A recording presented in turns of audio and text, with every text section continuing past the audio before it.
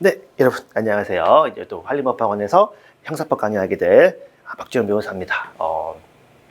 또 처음 진입하니까 제가 이제 강사 짬밥이 한 벌써 5년 정도 돼 가는데 또 변신은 처음이니까 처음 본 낯선 사람이죠. 또 이미 제가 자리 잡은 직렬에서는 안 그래도 되지만 또 겸손하게 또 제 소개 겸 하려고 이쪽 유튜브 홍보 영상 겸 좀 찍으려고 들어왔습니다. 그래서 여기 이제 보시면 좀 사례형을 대할 때 여러분들이 가지면 좋을 마음가짐이라고 해야 될까요? 이거를 어쨌든 변실을 먼저 본 사람으로서, 그리고 또 제가 꽤 충격적인 경험이었던 걸 빗대가지고 좀 말씀을 드리려고 해요. 보시면 이제 사례형 5장만 치우고 70점 맞은 법무관 동기 이야기입니다. 뭐냐면 제가 이제 공익법무관으로 이제 군대를 갔는데 이제 훈련소에 가면 이렇게 옹기종기 모여요.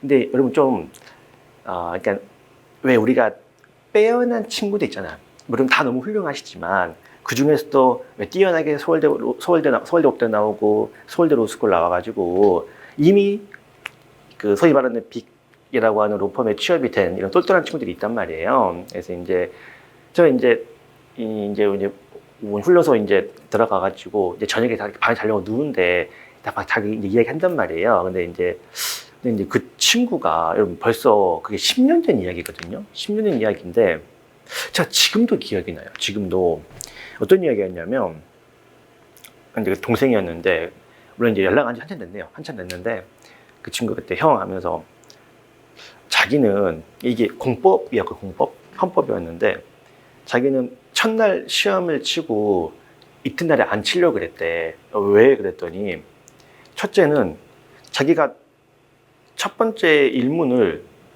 너무 이렇게 못 쓰겠어가지고 5장밖에 못 채웠다는 거야. 저는 여러분 모든 문제를 8장 다 채웠거든요. 8장 다 채웠었는데 5장밖에 못 채워가지고 일단 멘탈이 나갔고, 그래서 우리 이제 여러분 모두가 겪는 불안감 있죠. 나 일문이랑 뭐 지금은 CBT니까 또 모르겠네요. CBT니까 잘 모르겠는데 일문이랑 이문을 바꿔 쓴 것 같아요. 바꿔 쓴 것 같아가지고 자기 망했다고 생각을 해서 시험을 안 치려고 그랬다는 거야. 그래서 이제 그냥 너 주변에 어쩌지 치라고 해서 치고 합격을 하고 성적 확인해 봤더니 일문이 자기도 놀랐대. 70점 나왔다는 거야. 그러니까 와, 나는 88장을 바득바득 채워도 50점이 나올까 말까인데 저 친구는 5장만 채워도 70이었다는 얘기잖아요. 그리고 두 번째, 잘 쓴 친구들은 자기가 잘 쓴지 다 알까? 알 수도 있겠지만 이 친구는 뭐야? 못 쓴 줄 알았거든. 못 쓴 줄 알았는데 70점이 나왔다는 거 아니에요. 그러니까 이 사례형이, 그러니까 제가 싶은 건 뭐냐면 그 사례형은 알 수 없다 이 말 하고 싶은 게 아니야.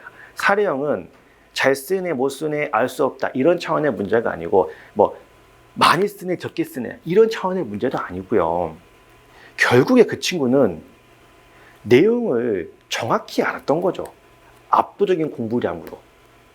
그래서 그 학생이 예쁘게 목차를 잘 써서 문장 구성을 잘해서 이렇게 70 나온 게 아닐 거란 말이야. 그냥 써야 될 내용을 정확하게 기록을 하니까 그냥 뭐 어쨌든 뭐 채점표에 맞으니까 뭐예요? 70점이 나오는 거란 말이야. 그래서 제가 지금 하고 싶은 이야기는 뭐냐면 여러분들께서는 실체법적 공부를 하셔야 돼요. 우리가 너무 지금 암기장에 시내고 효율적인 측면에서 얇은 책을 보고 물론 다 이해합니다. 그거 따라가야 돼요. 이해는 하는데 적어도 내가 잘 이해가 안 되는 부분에 있어서만큼은 중요 기본서를 좀 발췌해서라도 좀 보든지 아니면 중요한 쟁점에 잘 이해가 안 되면 좀 자세한 내용을 정확히 알고 넘어가셔야지. 공부할 게 많으니까 시간이 없으니까 효율적으로 공부해야 되니까 남들 다 적어보니까 그러니까 나도 그냥 따라가면 되겠지? 사실 전혀 이해가 안 됐는데 내용 잘 모르는데 남들은 다 아는 것 같고 다 그렇게 한다고 하니까 하다 보면 뭐예요? 좀 결과가 좋지 않을 수도 있다.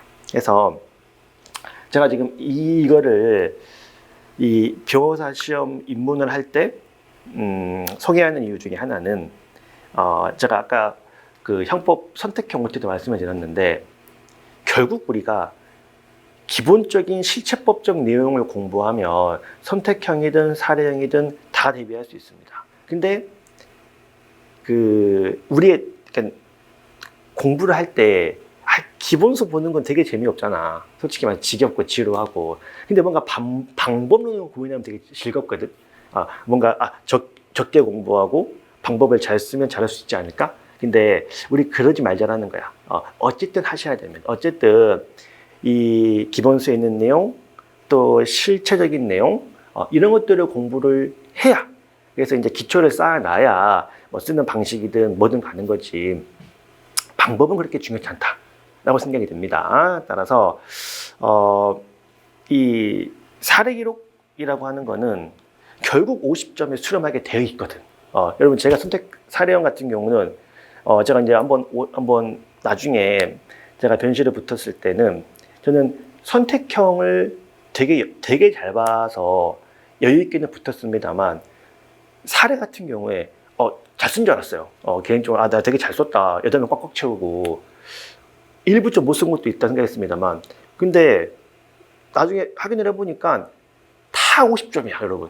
뭐 50.5, 51, 좀 못 쓰면 49 거의 50점에서 그냥 이렇게 하더라고요. 평균치더라고요. 그래서 솔직히 제가 여러분들께 사례 기록을 이 학생처럼 5장만 쓰고 70점 맞게는 못해 방법도 몰라. 어떻게 하는지 모르겠어. 근데 어쨌든 그 합격권이 있는 점수는 좀 만들어질 수는 있고요. 두 번째, 제가 막 이렇게 쓰는 방법이 좋다, 이렇게 쓰는 방식이 좋다. 이걸 많이 하지 않아요. 물론 기본적인 건 하겠으면 그건 다 나와 있잖아. 근데 여러분들 데리고 여러분들 모시고 좀 이렇게 판례 속에 있던 어떤 법리라든지 내용이라든지 이런 것들을 조금 소개하고 같이 좀 달려보려고 합니다. 그래서 사례 기록이 고민이신 분들 내가 하는 방식이 잘못되지 않을까를 고민하지 말자라는 거야. 그냥 뭐 하면 돼요? 그냥 공부를 하면 돼요. 그냥 공부를 하면 되지 내가 하는 방식이 잘못됐을까를 우리 뭐라고 고민하지 말자고요. 그래서 이런 점 염두에 두고 또 이제 내년 변시를 같이 한번 준비해 보면 좋겠습니다. 네, 여러분 또 우리는 또 강의 때 뵙도록 하겠습니다. 네, 감사합니다.